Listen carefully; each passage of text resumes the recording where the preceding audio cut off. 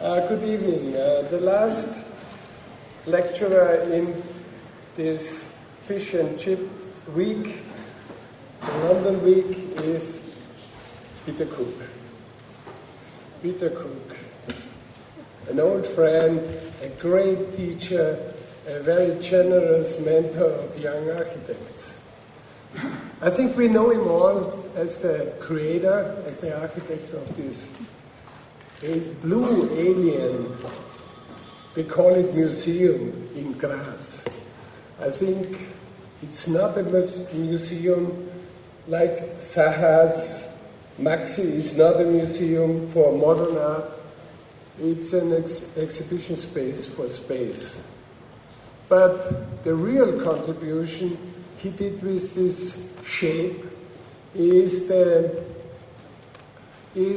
that he articulated the outer space in the context of the old city. Very, very provocative, very, very exciting, and very, very alien, I would say. But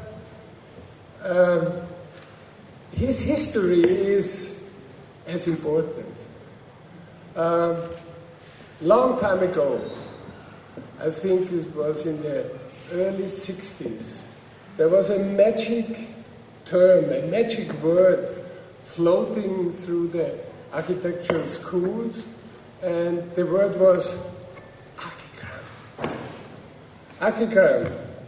No one knew what archigram really meant, but it was a kind of secret of the upcoming architecture we all, as students, we all want to see.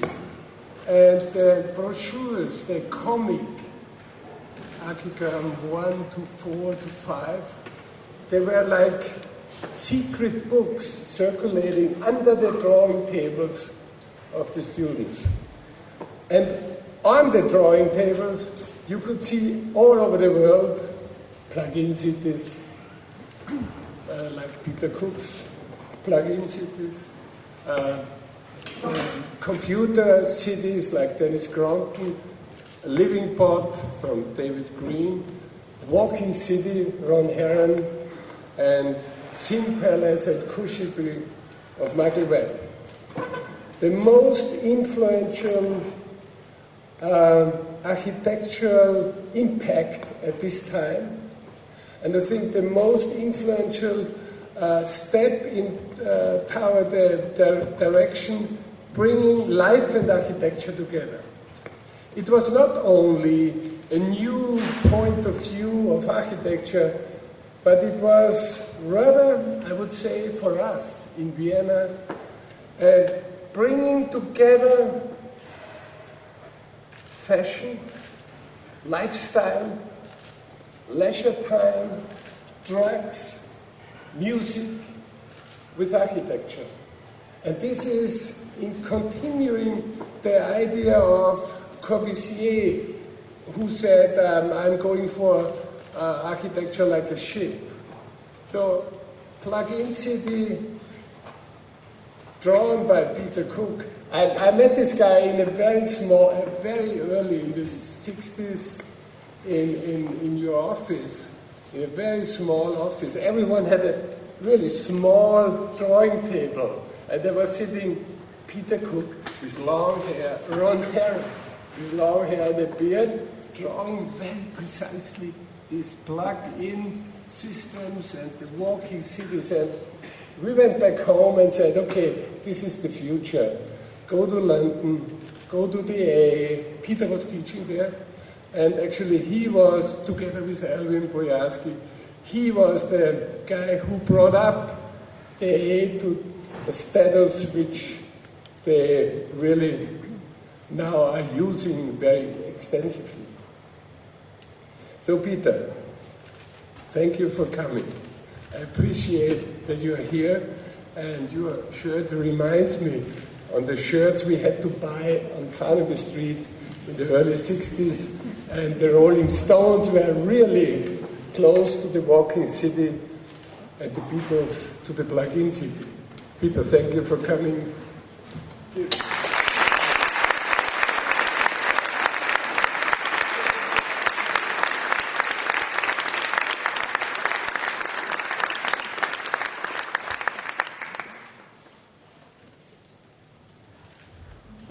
With an introduction like that, the rest will be downhill, but I'm trying to not make it downhill. I think I don't want to dwell on the past too much. It's very nice to remember that one has a past and one tries to have a future. But there are one or two things I just want to say before I start on the main spiel.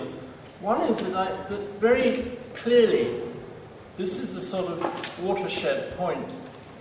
And I mean this seriously. This is probably 40 years since I first gave a lecture in Vienna. And I remember the first lecture, there were two guys, probably older even than I am now, in a small room. It was the Viennese Society of Architects or something. God knows where it was in town. And they went to sleep almost immediately. And I think my main memory of Vienna was that it had these two guys in the front. And I tried to use my stick to keep them awake. And that was my main aim. I can't remember what the hell I was probably talking about, Plug-in City.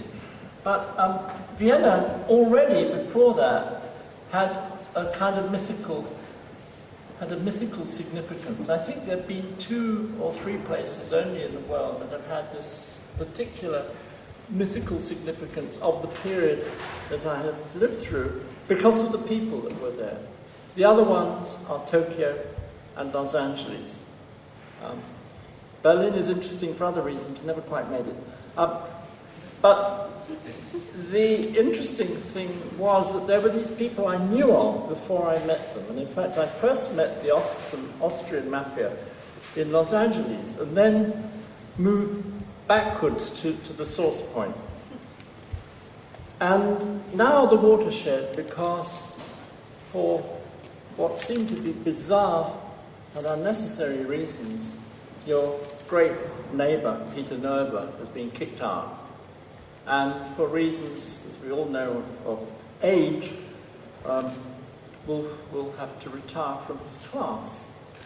And under normal circumstances, some kind of museum director, some professorial character, what the hell, doesn't really matter, they come and they go. No, they don't come and they go. When you get to be my age, I feel that architecture schools and museums, and when the two are so closely linked, both historically and actually through the personalities and through what they propagate, they are fragile. They are immensely fragile institutions. I know this. I've rescued 2 fragile institutions, and I've been in others that have continued to be fragile. They are very fragile. You guys are unbelievably lucky. Whether you like what goes on upstairs or goes on this platform doesn't really matter. Even if you hate it wonderfully, that will be better than going to some tit-ass place where nothing ever happens and you don't ever hear anything and there's nothing on the wall anyway. Which is most places, actually. And some of you, I suspect, probably went to some of those most places before you came here. So this is a watershed moment in Vienna. And your culture, since you're a small country, is also fragile. I'm not being patronizing, it's a statement of fact. Our country is fragile.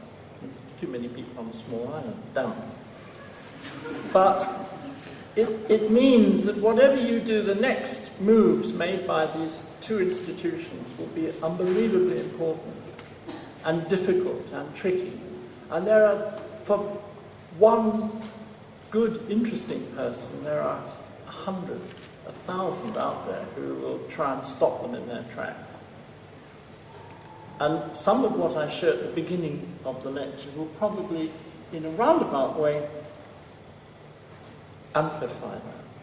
My lecture is called A Realization. It's not really a statement of position so much as a statement of getting a sniff that perhaps what I like and what I do leads you to an interest at the moment, which is non-solid architecture. But probably a third of the stuff I'll show you could be explained completely in another way. It's always bullshit, lectures are always bullshit. You've got this stuff and you say, what should I talk about? What should I say to them? But the last few months I've been thinking, now I'm really I'm really for non-solidity. Pissed off with these pompous, solid objects. And then, but I say it's slithering towards it. I'm not sort of going full forward, I will reach non-solidity. No, I will slither insidiously towards a position of non-solidity, and having reached it, perhaps slither equally insidiously away from it. I come from the seaside, and I lived, one of the seaside towns I lived in is on the left there. It's a very small, indistinguished seaside town called Felixstowe on the east coast of England. I had not realised, I lived there when I was about 10 or so, I hadn't realised that those objects that we see in the picture were unbelievably influencing me. One is a kind of megastructure. It's a helter-skelter, not a very big one, not a very good one, but a wooden one to boot, but a helter-skelter. Next to it is a piece of East Anglian Art Deco. So it's a piece of styling, if you like, very provincial, but styled nonetheless. And underneath it is a kind of funny, almost papier-mâché, rockery building, a crazy house. Think of it. The crazy house, the megastructure, and a piece of conscious styling. Now, I didn't know it at the age of 10. I didn't start to want to be an architect till I was 12, so I was still before this thing. But these things go in. I'm sure they go in. And the older I get, the more I'm aware of almost everything. If you stand at a bus stop and you're interested in architecture or stuff, there's something, there's always something. There's always some funny doorway or door handle or dog with a funny collar or bus with a funny back or lampshade, something. The second town, which I spent much longer in and went to my first architecture school, which is a much larger town called Bournemouth. There is the cliff lift. At that time, and I think you still can, it's very old, you pay a penny, if you're intelligent, you pay a penny to go up the cliff. If you've got a lot of money, you pay another penny to go down the cliff. And it sunk in again, rather like the buildings on the left, as part of one's natural physiognomy. It was mechanical things, why not? But, the mechanism wasn't a vehicle or a machine or a special object. It's a thing what you got up and lifted. And I think the nonchalance of absorbing the mechanical is something which is, I realise to be important. Not to say that's mechanical, that's mannerist, that's building, that's food, but that it all slithers one into the other. And so I show you about 3 years ago, funny, silly project. We entered a stupid competition for a bridge in Skopje. They just wanted a footbridge. And some of you may know that I'm a great collector of kiosks. I was out this morning photographing more of your kiosks, anybody's kiosks. And I said to Gavin, it's a bit boring just having a footbridge. We could have a kiosk on the footbridge and they could sell ice cream, do it in Ljubljana. And then Gavin said, hey, why don't we make the kiosk move? Then they could tell the time and could cheer it up a bit. Cheering up things, by the way, is an old archograph term which we're deliberately reviving. And in fact, then if you look at the cross-section, you can see there's actually a bar there because, you don't want to just sell ice cream to the kids. What happens in the evening? Come there, Sliver bits, deal with the whatever river it is. And so the project is a piece of mechanism. But I just 4 o'clock this afternoon moved it from stock and put it next to this first slide because I thought, my God, I'm still into the cliff lift. The cliff lift lives. But when I was 12 or 14 and was consciously wanting to be an architect and taking every book out of the library, the building that really, and I started to read Corbusier and read Pabstin and stuff, and then suddenly I saw a picture of this thing. It was not like any building in Bournemouth. It was not like any building in all the 10 towns I've lived in England. It looked like an aeroplane. To me, it looked like an aeroplane. It looked like it floated. It sailed. It was translucent. It was marvellous. I had tried, because it was pulled down before I was born and there were never any coloured photographs of it, only some paintings. I still find it fascinating. I still find it beckons me. Although the more you examine it and you look at the plans, you look at other photographs, you could explain it away, explain its makeup. But I think that leaves one with a certain innate approach.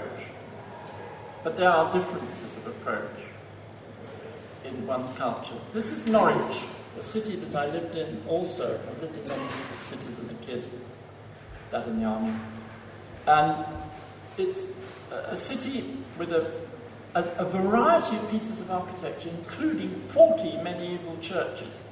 You live in a town with 40 medieval churches, you get the general hang of medieval churches, you know, churches, merchants, see one, you've seen them all. Well, not quite. What is more interesting, I think, is actually the makeup of the city. If you look at it, it is a kind of patchwork. There's almost as much open space as there is architecture. There's almost as many different kinds of architecture as there is architecture. There's reference to turn of the century Sweden. There's reference to real Gothic, revived Gothic, crack medievalism, real medievalism, British provincialism, everything, neoclassicism. It's a very good city for understanding that there is no position in the position. It's a bit of this and a bit of that. It's a complete sort of potpourri. And the other day, as one does, I was holed up in Syracuse, upstate New York, and I couldn't get out of the building because of the snow, and I had to wait until it cleared some snow. So I took a photograph out of the window, and that's Syracuse. And one had time to realise, and it's a town of approximately the same size as Norwich. It told me that the psyche of North American cities is very much a box, and a box, and another box, and another box, and then in the downtown the box is a bigger box, bigger box, and then not box. And compare that with Norwich, it's a totally different psychology. And that, I think, also underlines one's attitude. We have, of course, a tradition, both in the UK and certainly certain very known and discussed buildings representing a certain political position in Germany. But we both have traditions of pomposity. But we're looking at examples from the 1930s, so that's all right. It's a long time ago. Doesn't matter. We can look at Speer, we can look at his French counterpart and say, well, that was a long time ago, it's all right, never mind. It went away. But did it go away? I don't think it did. It's come back. After all that Wolf and I might talk about, and all the wonderful people that you have on this list, the new pomposity has returned. And I hesitate to name them, but you know, well, I showed this at the A week ago, and I said, you know who they are. And I'm sure you have plenty in Austria. And even some of our heroes had their pompous moments. Even some of the heroes of our heroes had their pompous moments. But then the takeoff. The takeoff, again, as one looks back to one's own background and what it subconsciously, only half-consciously leads to, one also looks at when one was in a position to delve, when one was starting to be in the game. And who did you go and listen to? You went to listen to Constant. And when you look at his drawings, you see how liberal he was, even if the gang that he hung out with were rather politically narrow-minded. You look at Ludowski, who was actually a teacher, I believe, at the time when he did that drawing. So teachers doing a nutty drawing. Get it? And you look at another aspect of tradition. They're almost a sort of Meccano set. And it delighted me to find the Hitoshi Abe project that looks a bit like the top of Blackpool Tower. It doesn't really, but you take the point that they are somehow subconsciously part of a tradition of putting things together, winding things up into space. And then we have the local scene, and I deliberately put a rather third-rate project on the left by a group that's long forgotten even by people who remember such things. Because it's not so much that it was all good, but it had balls, it had power, it took off, it did all those things that Wolf was referring to. And it was happening here.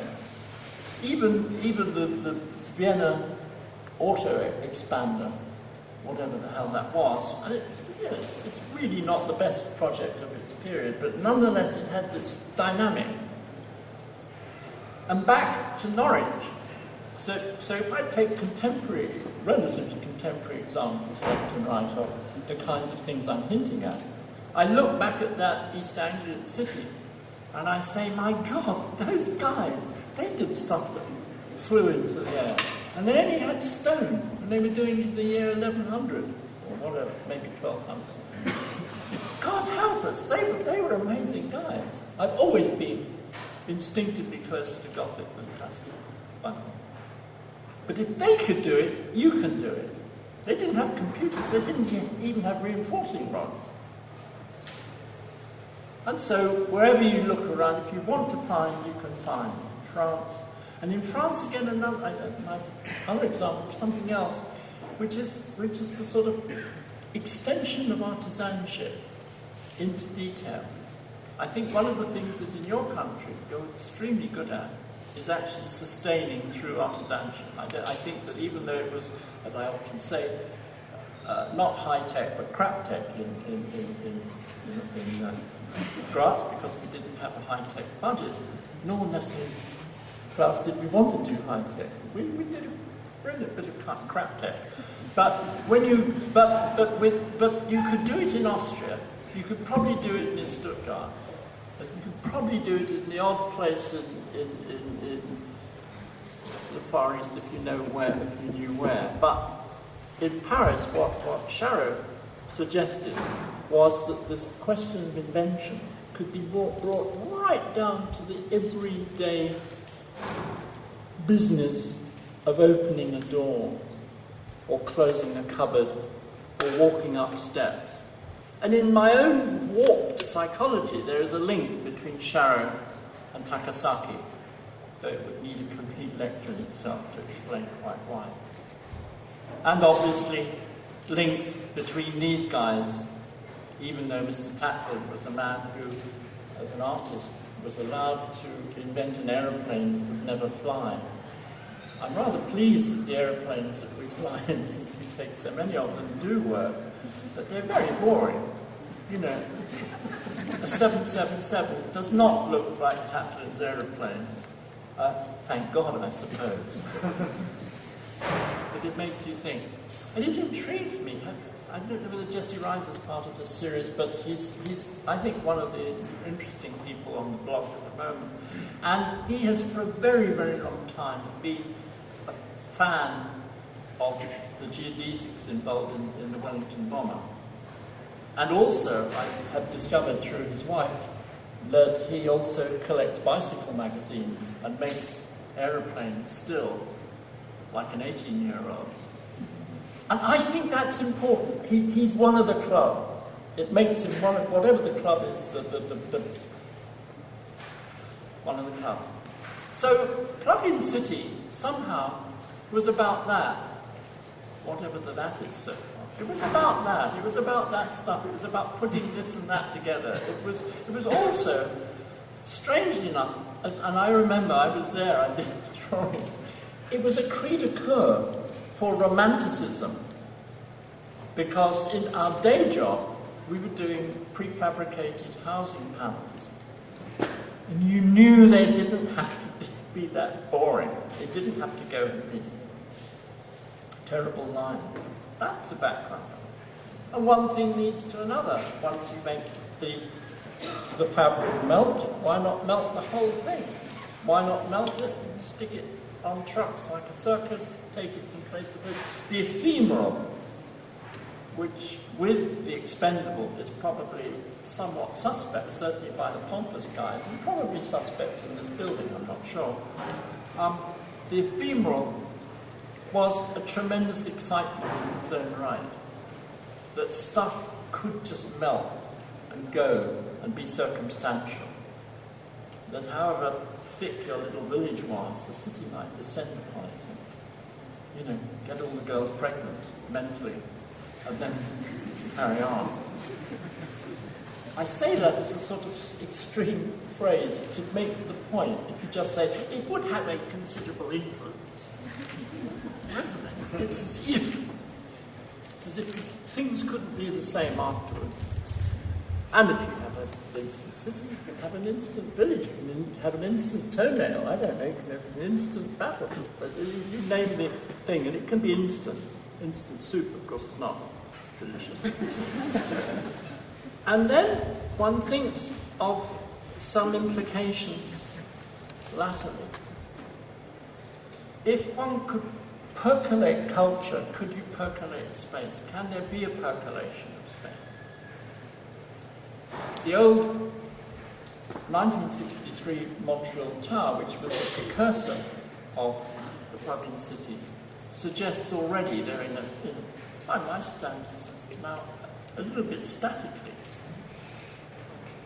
And then a succession of towers investigate other things, and anyhow they were all site-specific. The one on the left for Paris, the one in the middle for London, the one on the right for Tel Aviv, and they make references to the psychology of those places, the English enjoyment of plants and damp and sort of cups of tea. The one on the left, the French distaste for an English person daring to build in their city, so you put half the building in the water, so it is not really there, joke. And you bring an English vertical vegetable garden up the back of the building. The one on the right dealing with the innate entrepreneurial quality of my Tel Avivian friends, and my wife, after all, is one of them. And so these towers are to be seen as architecture pieces, but also, I suppose, as responses by myself to what I read as being the psychology of those particular places. And an early version, right back in '86, was for Brisbane, and posits really two extremes of tower. The one on the left, which was done before the Gherkin, long before the Gherkin, presupposes the air-conditioned office building, the complete sheathed, totally air-conditioned, standardised office building with this naughty handkerchief at the top. But the other tower was looking at Brisbane itself. It was looking after a month of going to funny one-storey, two-storey, what we call bungalows, buildings up on stilts that were imported, the pieces imported from England originally, and where this hot, slightly tacky climate can blow through, where you can get blow through, where you can go onto the balcony, where you can chill out. And I looked at that and I said, why can't we make a tower that is effectively these bungalows, simply put one on top of the other? And I was also fascinated by this piece of freeway, which is still there. I liked it. I think it's the best freeway intersection that I know. There's something funny about it, something about its length. There's something about its slightly more filigree quality than many, though many locals in Brisbane say it interferes with the river. But you notice that I borrowed from it and quoted it in the project. And much more recently, I lapsed back into another tower, which is up the street from where I live, because I use it to make a series of propositions about the skinning of buildings. I think that we see far too much consistency of skinning. Or one can respond in other places that I know. And I only do a tower when I know a place quite well. I've made to set myself a rule. I've got to be more or less solidly somewhere for a month before I even deign to do a tower. This is a town I know extremely well, which is Oslo. Oslo has a certain, like many Nordic cities, a certain kind of light gets to you, and they have very cheap electricity. What did they do 80, 90, 100 years ago? They used the light at night. They had these big lanterns that suddenly make the place cheerful. This word cheerful. Cheer it up. And I borrowed that, and I made towers that would take the same lanterns and coagulate them into being windows, and then the windows to become apartments. I borrowed from what I observed in the local culture.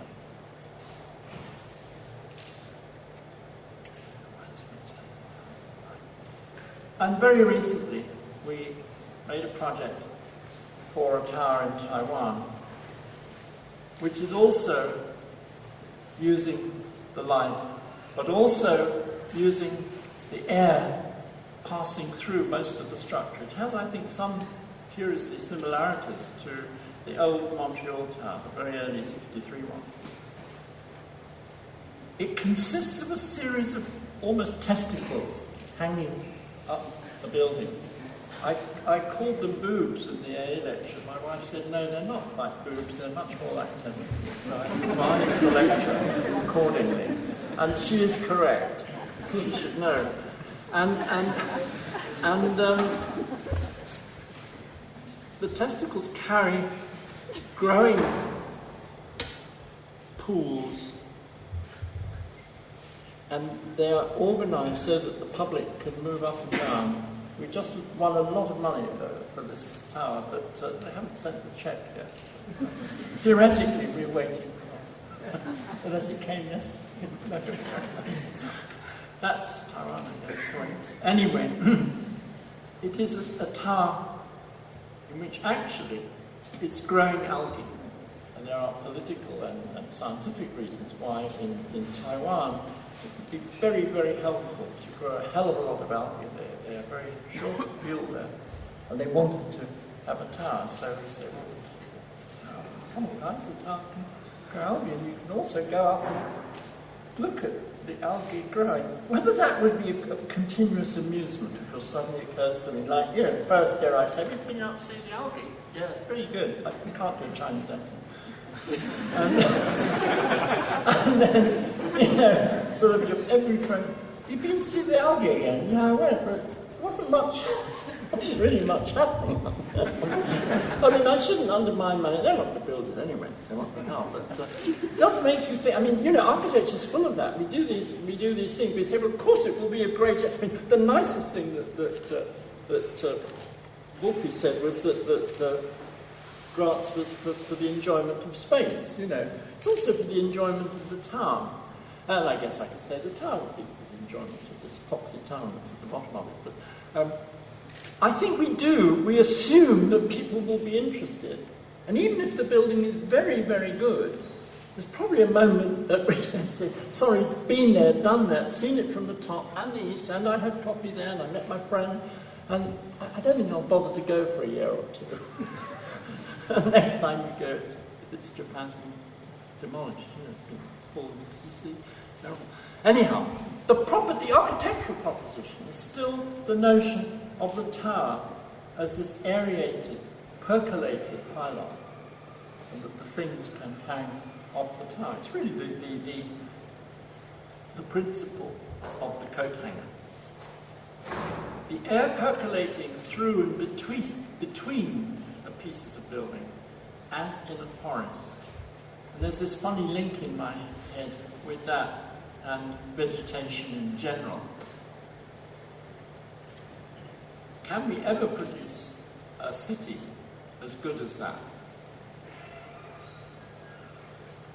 Can we ever produce a locality as good as that? Okay, it's a tricky photo because there's lots of reflection. The Japanese, of course, have a great tradition of contriving to incorporate the found, the growing, and the position. And I don't disregard the value of precise positioning. And I gave this year a series of lectures at the A on the art of composition, which probably I wouldn't even wish to use the term 5 years ago. But also, the positioning of things can be melted. Or it can have the effect of time. A number of projects I've done over the years, not one recently, but I do from time to time do projects that incorporate the idea of metamorphosis of the first stage slithering into the second and becoming the third. This is the veg house, the vegetated house. In its early stage, the vegetation then creeps forward and forward and forward and becomes completely out of control, at which point I pull the plug on the project. And our friend Jean Nouvel has realized the significance of these layerings and slitherings and aerated conditions. So has another friend, Tom Main. This is non-solid architecture, very definite. And sometimes the non-solid can actually involve the vegetative. The vegetative where you're not quite clear which is the building and which is the structure and which is the growing and which is just something up there vaguely. Can get strange and it can then solidify. Now, in the context of my title of the lecture, the question therefore is whether the Kunsthaus should be in the lecture at all, because in many ways it is very solid. It's ambiguously solid because in a sense both the intention and if you know where to look, the solid part gives away. At night it becomes just light. It almost disappears into something else. But you look at the axonometric thing, the cutaway on the right, you can see it is in fact very solid.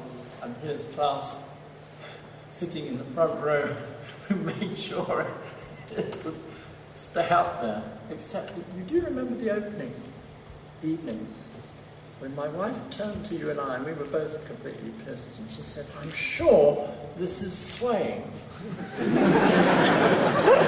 And you said it's meant to. And I was too far gone to contradict you. But afterwards, Jan and I on many occasions said, I wonder if it really was meant to be swaying quite that much. Anyway, so the solidity has to be dealt with in a sort of ambiguous way. There were disassociations of parts, and that is another area that I'm intrigued by.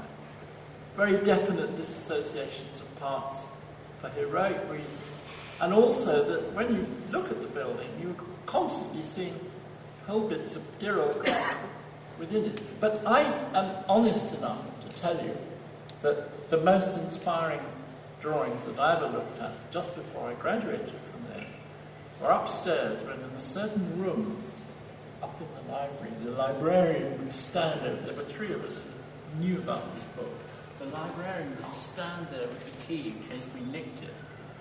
And I mentioned this a week ago, and somebody said, somebody went to look to see if the book was still there, and they haven't sold it, it's still there. The librarian presumably still stands with the key. Chernikov's 101 Fantasies, which was an extraordinary book in the original, because the colours are much better in the original book, was an inspiration. I carried, whether consciously, subconsciously, or half-consciously, who knows, for some years I carried the memories of what was in that book. It was only when I got to Berlin in about 1970 and I saw Ludwig Lehr's Umlauftank, the pink pipe under the green length of the blue top, that I said to myself, my God, Chernikov lives. And then thought, yes it can. And I guess what I'm really saying is that there's something about the needle part of Grant's, which probably excites me more than any other part of it, even though the bulb is a difficult one and the one that calls for discussion, effort, and sweat and worry, but the needle is what I was carrying in the back of my pocket from student days. But also some conditions of the skin, I think, are those things where the architect tells you, look at that little piece in the corner because that is a significant part. I think that this booster, and there are two, we wanted to have 7 or 8 or 10. We were allowed to do 2. The blister is conceptually important because it says the skin is only a film, and really there's no presence of window. The window, I always thought that the tradition of the window is a kind of tyranny. I'm almost about to digress, because I think there are two tyrannies that we inherit as architects. One is the tyranny of the ground plane. We are obsessed with the ground plane. We are held down by the ground plane. And the other is the tyranny of the window, the opening element. They tyrannize. They're extremely difficult to manipulate, and they corner you, whether you like it or not. This was an attempt, and there have been many funny little projects and drawings of things where there is no window, whether it slithers from one condition to the next. But the other thing I want to draw attention to is that of since the basic proposition was pin and skin. So, what's the skin? It's pin and skin. Pin and skin. But the interstitial space, when you're there, when you've built it, you realize that it's the interstitial space. It is just as powerful, if not more, than the internal space. In a recent competition project, we were composing the building, in a sense, by dangling these things in the air. One of the ones that class worked with us on.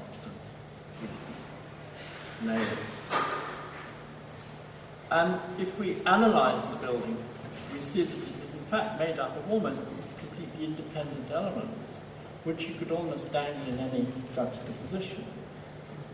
You slide up between the one, above the other, and under another, and they're dangled. I think this shows the dangling. There's a lot of air whistling around a building which is trying desperately not to land and not to solidify itself, even though some of the constituent elements are after all solid. The building is mostly loosely overlaid, and quite a major part of the building is just the ground that slithers through within and under. In a drawing about a year or two years ago, I was interested in this business of formulation. I started the drawing as a proposition of landscape, but very quickly, and of course intentionally, incorporated parts of the landscape where it is debatable as to whether the elements are actually growing or are man-made. I've always been interested in this. I've always been interested in dangling the constructive in amongst the as-found in a very casual way. Now, the naughty boys on the left, the clown-like objects, of course, are very consciously toys as buildings. But some of the others are buildings too. So the creeping blue part made up of straight components is after all architecture. Once one takes this position of slithering, there are all sorts of examples of it that one makes over and over and over. The capturing of air passing through between slitherable elements was something that one wanted to do in Spain. This is a project for an area near Madrid, for the reconstruction of a small town, construction of a new part of a small town.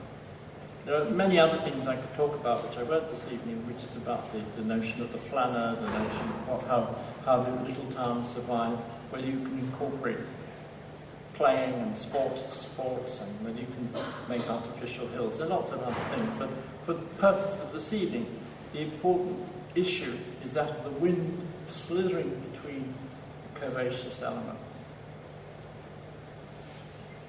And this, again, I think is a feature of our Verbania Theatre, which is a competition which we won for Italy. But as you probably might know, in Italy, you don't hold your breath. It may never actually get built.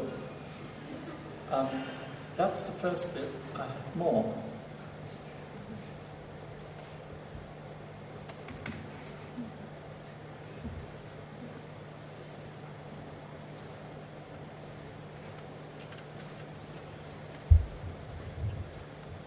files are very heavy and I didn't dare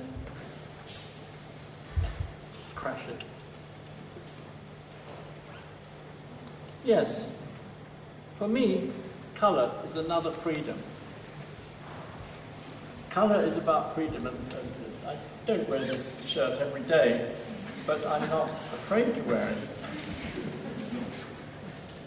After all, Berends, or somebody working for him probably, made a wonderful drawing. This is the Post headquarters in Frankfurt.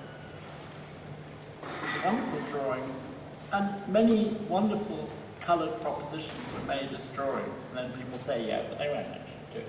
Yeah, it looks very nice, it's done postcard or something like that. But he did, didn't he? And it was.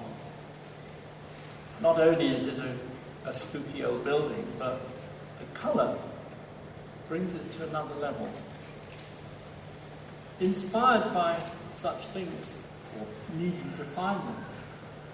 My next sortie into Madrid, after the wind whistling around the Pinto, which didn't get built, was this housing project, which was a commission from the Building Corporation of the City of Madrid.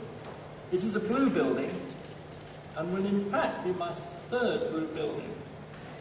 You're lucky in Vienna you're not getting a blue building. You might have done, but I didn't think it was appropriate. I thought it was very appropriate for Madrid, which is full of kind of terracotta-coloured buildings. All the brick is this terracotta colour. It's all the same bloody colour wherever you look. I appreciate context, and I'm fascinated by the people of a place, but sometimes you say, fuck off, I'm not going to do another terracotta-coloured building, I'm going to deliberately fly in the face of the bloody, boring, insistent, repetitive, tiresome, not again, locality. And so you do a blue building. Of course, the buggers get back to you because they run out of money and then they can't get it as blue as it should be, which is very irritating.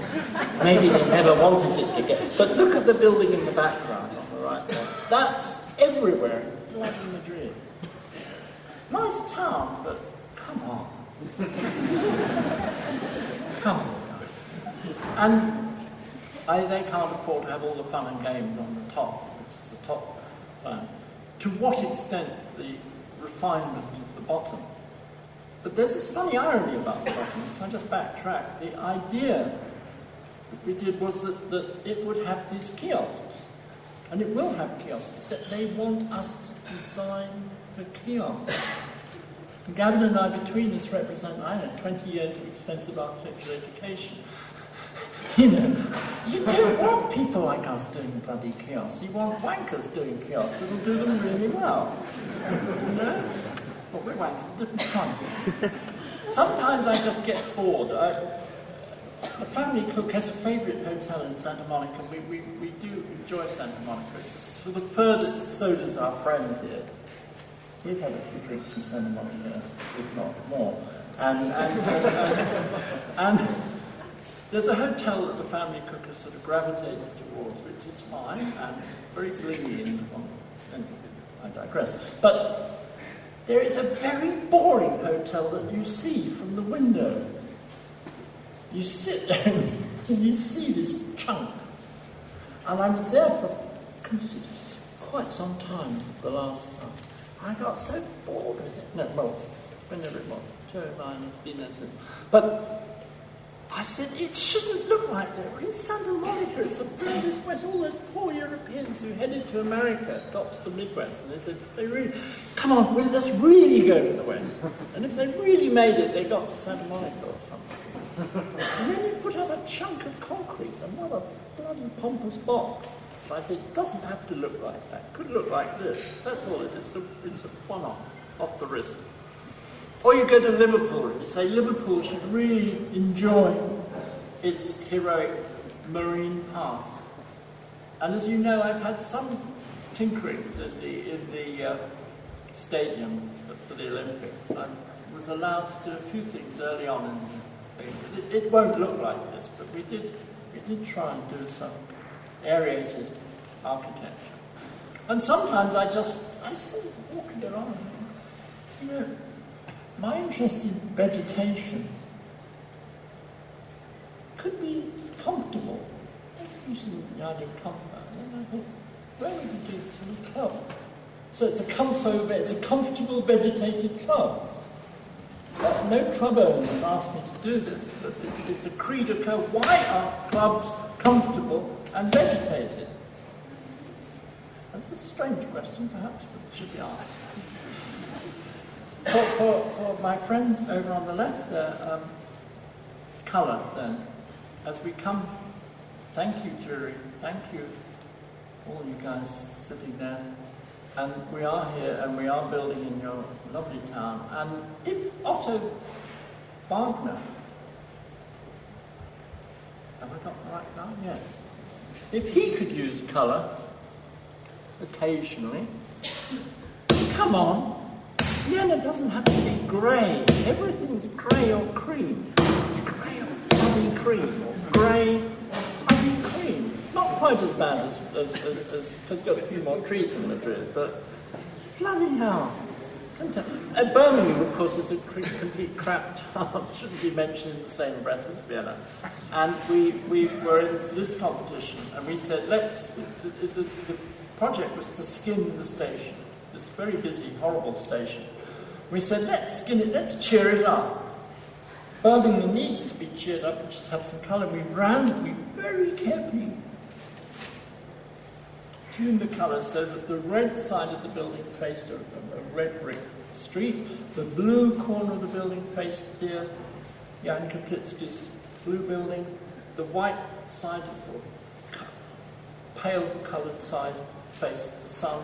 Nearly worked. We nearly had it manipulated. So there was a sort of secondary reason for why that particular colour was there. Didn't win the competition, but it's one that we've come back on as a set of ideas. Skinning and slithering. Quite a lot of air coming into this one. Another project, the colour runs from very brightly coloured towards the city end and just metallic at the other end. At the same time, there's a second game going on, which is at the city end. The architecture is very four squares, virtually sort of near the steel, and it loosens bit by bit as it goes along. It loosens, so you can see it's very chunky on the left, and then it gets looser, and it pulls off the edge on the right. When we entered this competition in Latvia, the Latvians said, we don't want one of those here. But Volker Ginker won the competition, and he's a good guy, so I don't know where to build it. Sometimes we deal with applied colour, and sometimes we have black.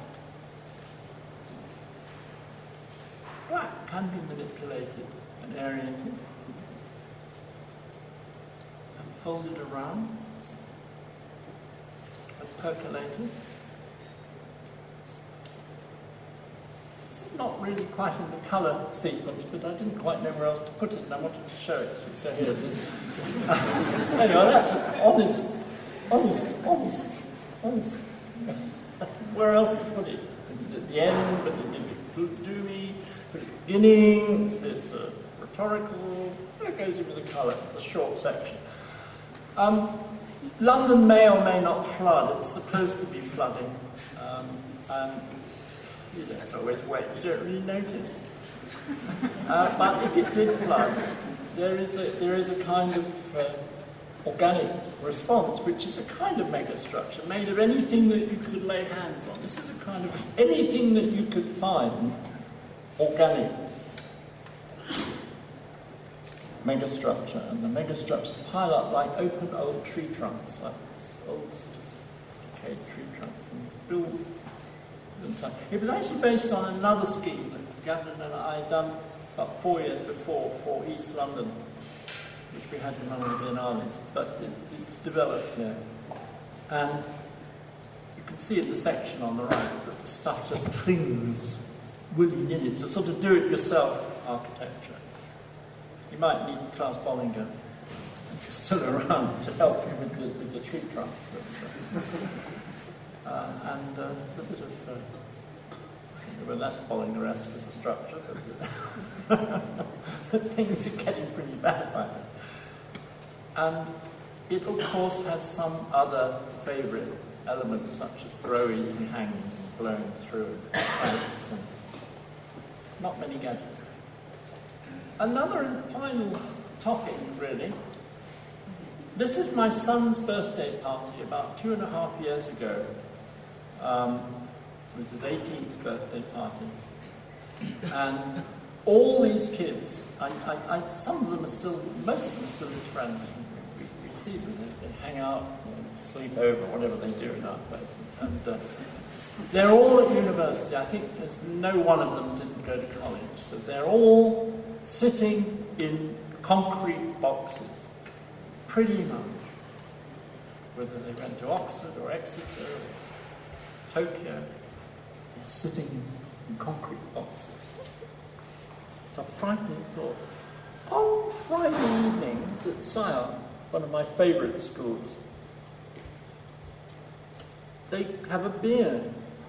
It's a fantastic building, this half-mile-long building that they're in, old train shed. It's wonderful, they've just bought it. But it is hard, and sometimes you want to go out and loosen. So some poor devil has put a sort of bit of tectonic floppy, so that you have a little bit of memories of romance somehow. In the École Spéciale d'Architecture, where they don't work nearly as hard as they do either here or in Sion, things are more relaxed, and they have rooms where you drift around, Alice, drift around, and they have a garden. It's very pleasant. The guy actually with the hula hoop worked for us for a couple of years. That was not his criterion for us hiring him. But it is that sort of place, and in a way, let's knock it. I knock their inability to work hard, but I don't knock the fact they have a garden, they have a little space. My point being, why should those kids have these 4 square concrete pompous boxes? Well, the Economics University of Vienna, represented nobody in the front row here, is going to do something about that, and via various competitive machinations. Here we all are, whistling in the woods there, and I presented, I think, this cartoon at the competition, and wasn't quite sure. I thought, well, I'm not sure if the Viennese will think that's funny. And you never know who's going to be sitting on that committee. Somehow it passed muster. Now I can't resist using it every time I show this project, which is all the time, every week somewhere. There is this cartoon representing your culture, or the potential of your culture, were the university authorities open-minded enough to allow you to enjoy it. The notion being basically that there can be special shared spaces that aren't teaching room, aren't just circulation. They're places to deliberately hang out. And that in these rather more recent renditions of the entrance, one sees that also it doesn't have to be squeaky clean perfect. It can be the Prater psychologically should come in, and it should be enjoyed, and the air slithers around it. And in this, which is technically the ceiling plan, you can see that those dark blue conditions are in a sense, the most important. Dark blue, the passageway. The places where you simply hang out. You don't have to be in a 4 square room. Though we have 4 square rooms to some extent, we try to avoid them wherever we can. This rather exotic plan of the library shows that also we have pieces that perhaps could be replaceable and removable and slightly fade within the library. The pods for little almost, dare I say, secret gatherings are important. And that wherever we can, we drag the terrain over the building. And the pods live within the system and cluster around those ambient spaces. There are always percolated conditions moving through and across and views diagonally, views up. And doesn't want to get locked. Those kids sitting out in the garden are enjoying themselves. Those kids sitting outside Sile or hanging out in the garden of the École Spéciale, I think tell us something. And, despite the murkiness of the slide, it's happening. Thank you, Lena. It's not the end of the lecture. I've got one more little bit, and then we can all go and eat. And the last is another competition win, this time in Australia, also for a university building, and it's on fast track. This is running the other end of the office from the Vienna building. It is also for students. It is the architecture school at Bond University, which is in Gold Coast, and it's very hot there, and I can't do it. Sorry. It is a piece of architecture. It's almost Gothic in this rendition, I'm glad to say. In Queensland, as you remember, I had done that very early tower, the bungalows tower. It's only 50 kilometres up the road from this site. And it is hot and sweaty, and there are lots of bugs. And there are lots of jolly people. But potentially bored people if you put them in these square boxes again. And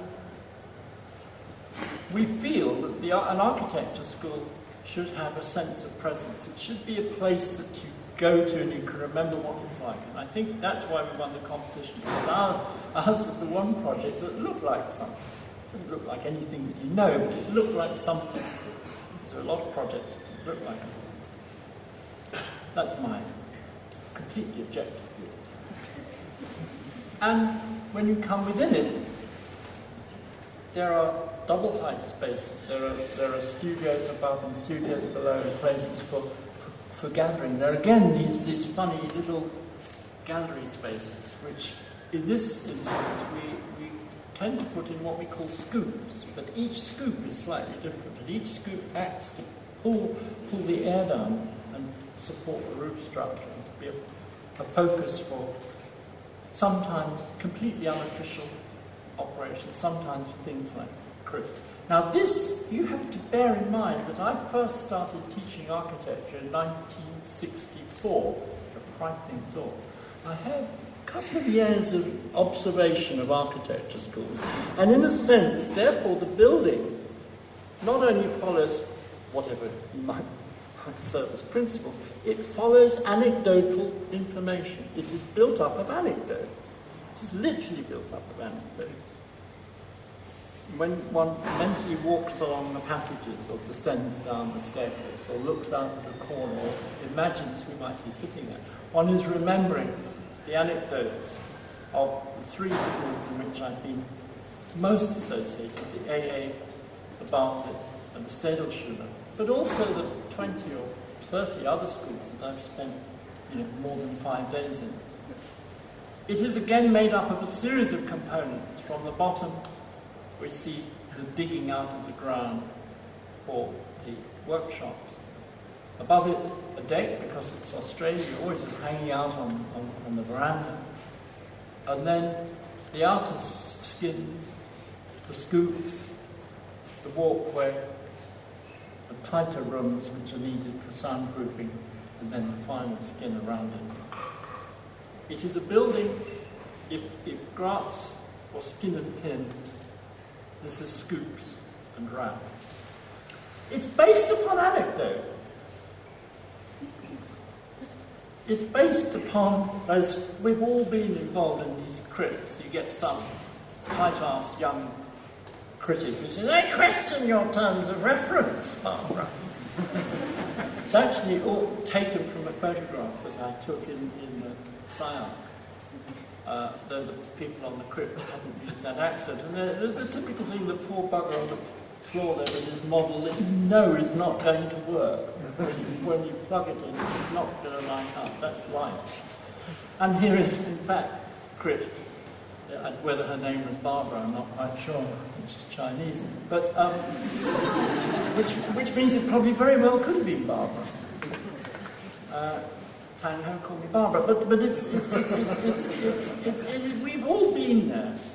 We've all, and in fact, I think it was in this very school that Wolfe, with his great wisdom, brought the crypt system, brought the old Anglo-Saxon crypt system, because in the German tradition, you do not have crypts. The professor will say it is a pass or a fail, and you go. I exaggerate, of course.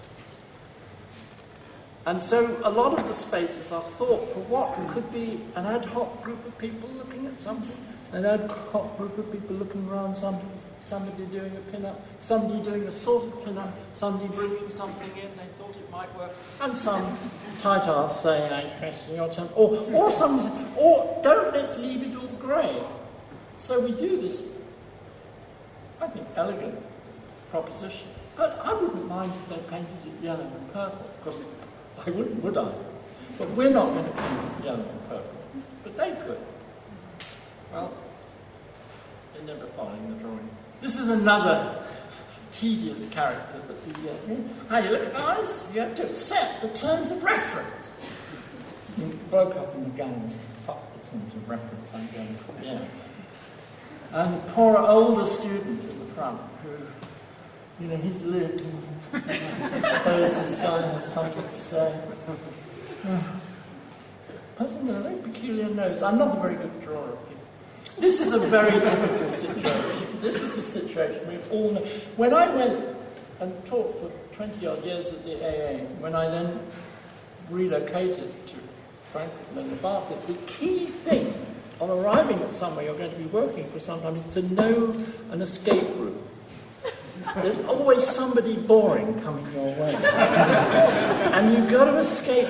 The first thing if you're staying somewhere for more than 3 days is to case the joint, to know, like a criminal, to know how the hell to get. And of course the students play it too. Here is Jules, who thought he got away with it.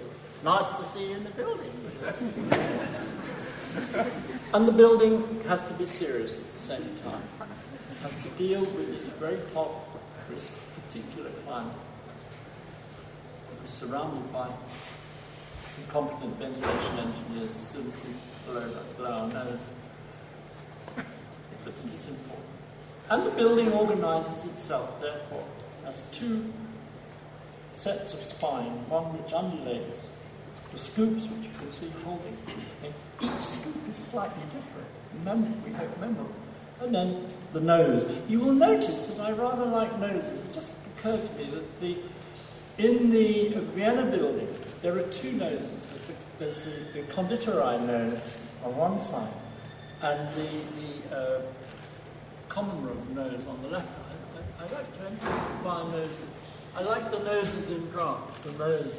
And I'm determined to hold on to the nose of this building. As you come along in view of Isazaki's original building, you see our nose. Poke your nose. That's the thing. The sections are developing way. These were the competition versions of the section. This is the entrance condition with the with the nose to the right. Sun comes from the north, therefore the southern elevation is the darker elevation. And there is a little piece of public park adjoining us. So that the inside-out thing is not just some kind of theoretical aspect, it is to do with this very precise climate. I have enjoyed the students who make things. They don't quite work, and they cause a lot of trouble, and they leave great envy. The best bit of the only good bit of the architecture of the Bartlett School is the pit in front of the building, where people make things. And so every visitor who comes and says, oh, what the fuck is that? Oh, good, and so it's an important aspect of the project at this moment. But there'll be some loony, some Queensland loony making some. If it's a success, if it's a good school, if it's a boring school, there will be nothing out of place. Like the Oslo School of Architecture 3 or 4 years ago, where you were not even allowed to put something on the wall. This is an architecture school. So, I had years of somebody doing, you go in on a crit and they say, well, it was working on Thursday. And then the tutor's so protective, he phones you up after the crit, says, it worked, you know, you just left and it started working. You also get extremely, you get kind of, I sort of somehow like boring. This is a bloke, this is an Aussie bloke who's found something, you know, I thought you might find this interesting. It's not at all bloody interesting, and these two young faculty know they can't wait to get off to their girlfriends, but they're going through the motion. Yeah, mate, it's interesting, science, yes. You give them a deck so that they can escape. You know? So there's the construction kit. And, you know, they may well be bright kids. We are flattering the university by suggesting that, of course, they would be very bright. Well, it's an expensive university, so quite sure that makes them bright. And, you know, life is life. It's important that life goes on. The poor guy. He's not going to make it with it, but, you know, providing him with an architecture where might help. And things are never always going well. You know, this is a sort of office situation. This is a good studio situation. You should have that in an architecture school. Complete with the pop. It's a sort of rerun of the Vienna cartoon. And then there have to be buildings where stuff goes on properly. And wood is delivered, and people have a bit of a snog outside. We actually originally captioned it Kylie, and then somebody in the office said, you know, maybe the Australians think we're sending them up, so Kylie turned into Josie. But we should have gone ahead and called it Kylie. We could reword it now. We got the and you know, normal situations from but in the end, it is the architecture that matters. Don't let me deceive you. It's not all TE. It's not all giggles. There is a proper building there in order to make it happen. And it's all happened, just like it is here, whilst Wolf is still with you. He has his slivers and stuff. There's a room for slivers. But the architecture is important. A bit of flattery to bond that the people coming by, of course, would be in for Princeton. Mine are very boring people at Princeton, but they wouldn't know that. And this could have been last night, could it not? The entry of the Queen of Sheba and the Queen herself presenting. I can't quite remember the name. And that is our building. And a photo taken a week ago, but taken now, I suppose. Tweaking is a very important aspect of any work. Whether it's tweaking this lecture, and I was this afternoon, I spent an hour or more tweaking it because I was thinking of last night and you guys and stuff. But tweaking, and we put this cartoon at the end of our presentation for the project because so here's the project, we panted on it, 12 people burst some signs on it, but the tweaking, you know this, the tweaking has then to come. You have to have sufficient both energy and enthusiasm to tweak and cheer it up. Tweak it and cheer it up, not cheer it down. Remember? Scoops and spins. And this is little sort of vignettes of how we hang out. There are days when it's very officey. There are days when it's very discursive. There are days when girls are making scoops. And there's on the bottom left hand, since we started this evening with a bit of nostalgia, there are the surviving members of Archigram round at the office. And what's happening? Mike Webb is drawing an aeroplane. What happened then? Gavin Rowbottom drew another aeroplane. Thank you.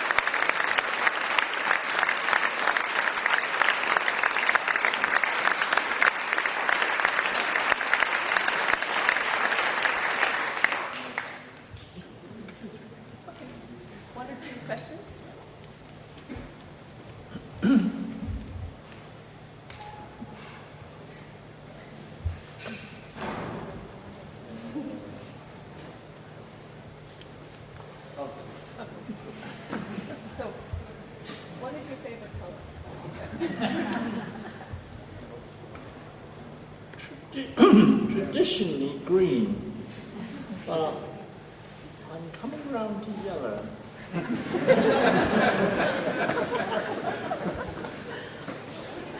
I think there's a funny thing about colour, because we automatically hate the colours of the people who taught us. I was a young architect in England when the predominant architect colours were a sort of military greeny grey, millet's a khaki colour, and a certain kind of orange and white. So for 40 years I would do anything to avoid using those colours. And then I associate sort of boringness with biscuit colour and brown.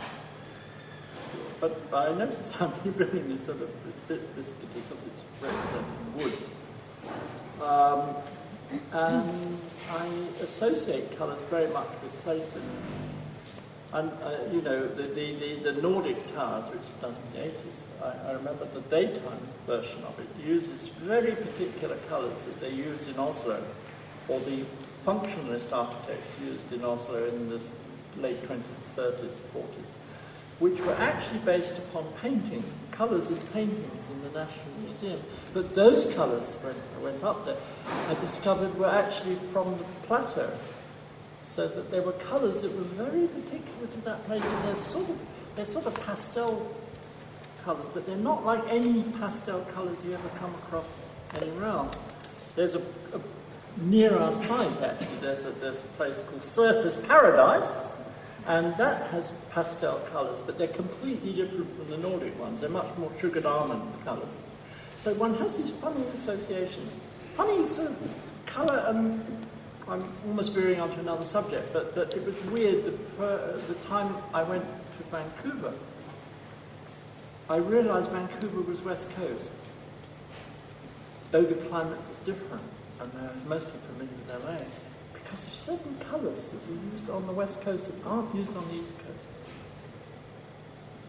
Does that answer your question? But it was blue, as I said. Madrid is the third blue building. Berlin was the first, France the second, that's the third blue building. Blue is very difficult technically to deal with. But if you want to hear me on the subject, I wrote an article in this month's Architectural Review on the subject of colour, funnily enough.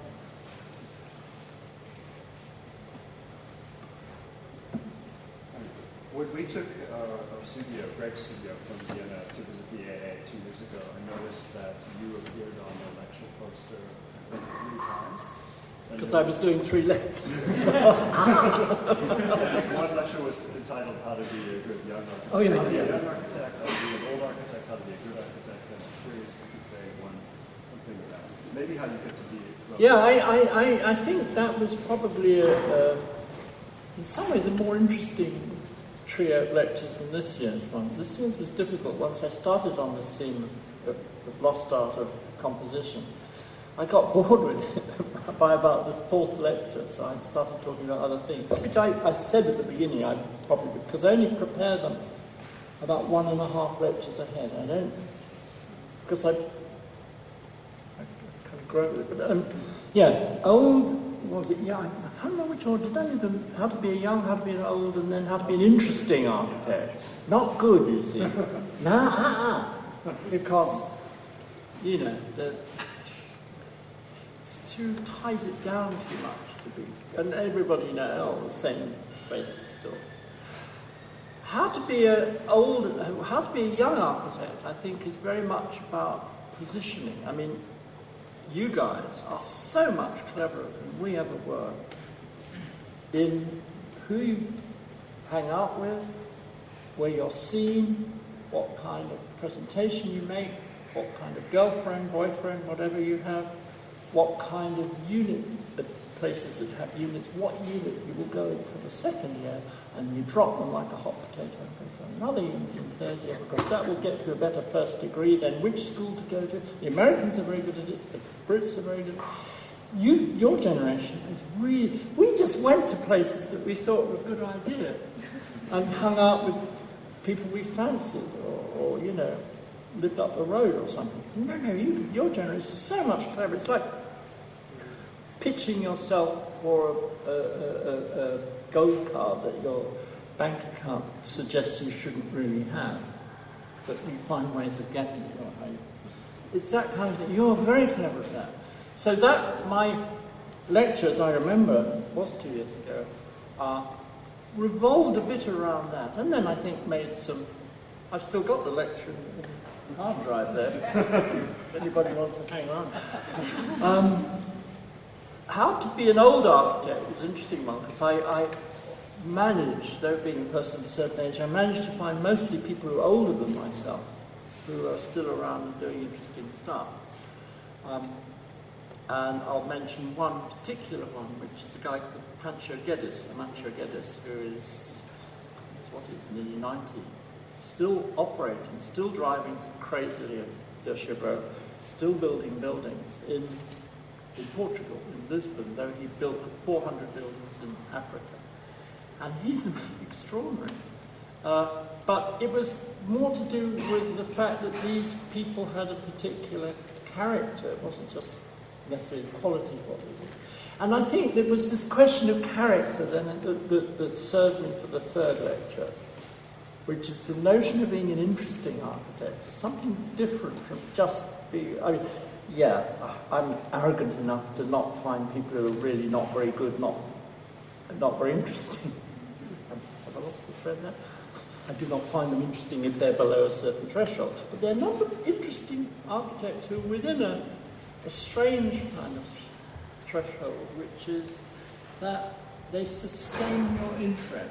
You see, there can be a good quality architect who doesn't really interest you at all.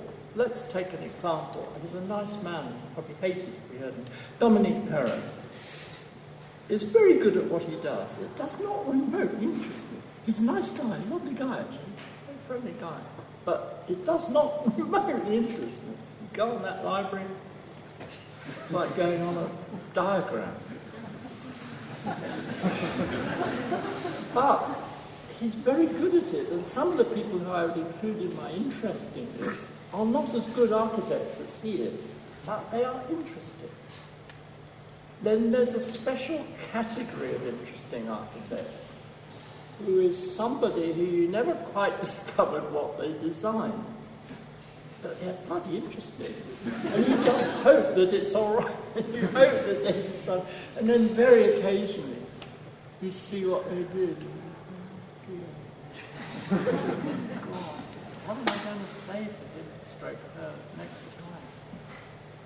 It's an area that intrigues me, because as you might have sort of slightly gathered that what does intrigue me is people. I think you cannot teach for that long. I realised that in the first I'd just done Plug-in City and I was hired by the AA, which put me in a very funny position. I was the humble assistant to the fifth year master. And traditionally such a person should be sort of anonymous, helpful, spotty, sit there, help you. I'd done this damn thing that was in the weekend paper being read by 1 million people. Everybody sitting there knew that I was this Wally who'd done this project.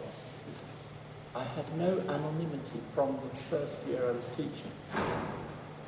And most of them told me afterwards, they said, we thought you were going to force us to do that sort of thing. And then they realised I didn't. I almost stopped drawing for a year. I was so involved with the site. And then my boss had a nervous breakdown, so I was effectively running the fifth year at the AA at the age of 27. It was scary. I'm here to tell the tale. But I realised that a lot of it was psychology, particularly as I had one of my students was twice my age, was female and was hopeless. Several were older than me. And I thought I was good on crits and I was a smart young thing. I became an armchair psychologist, amateur. And I think one has remained there. I'm fascinated by people. I'm fascinated by all the games that they play. And it enables you to be a better teacher, assuming you're not only taking one kind of thing. But it's related to the question. Yeah. It's only to the question. Did you, in the beginning of your work with Archicam, ever think or believe that all these ideas will become true and realized? One hoped that they would, and of course, people get them wrong. I mean, one of the most hair-raising experiences I ever had was arriving to give a lecture in Brazil, in Salvador, the town up. Anyhow, I just got food poisoning from some crabs off the beach. And then I was in this car and I saw this thing. And it was like the Plug-in City. It was a big steel diagonalized structure, and I had to give the lecture in that building. But from that point on, the guide got it absolutely wrong. It was terrible, it was awful. But somebody had clearly seen that drawing and built it in some part of Brazil that not so many people I know go to. What do? You laugh or cry?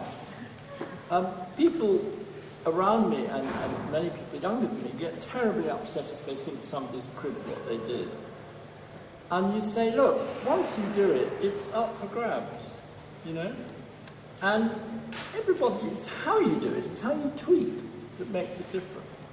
I always use a simple explanation that if you were telling your auntie what makes Le Corbusier different from Joe Muggs down the road, and your auntie being reasonably intelligent would say, but they are both concrete buildings and they're both on legs. Why is one better than the other?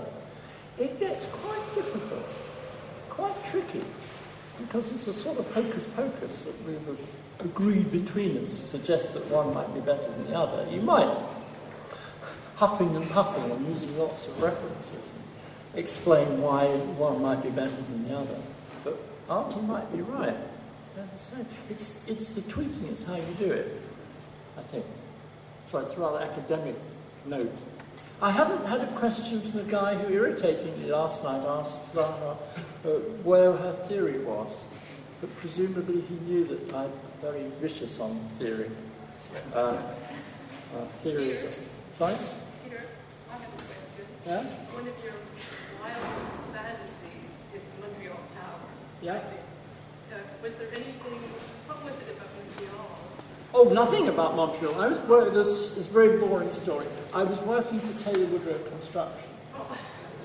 We were this funny group that Theo Crosby had, and around him, which was Archigram plus a whole lot of other people, including Robin Middleton, who's like this. And they had, Taylor Woodrow had patented a spun concrete tower. And the Montreal Expo was coming up, and they said, can you guys have a little internal competition between you to do a scheme for using this spun concrete tower? And I won that internal competition. That scheme. So it's done on Taylor Woodrow's money, by the way. Taylor Woodrow, I should explain, is the sort of Brasco of the UK at the time. Little did they know. So it's a rather boring explanation. Had nothing on Montreal, hadn't been that much.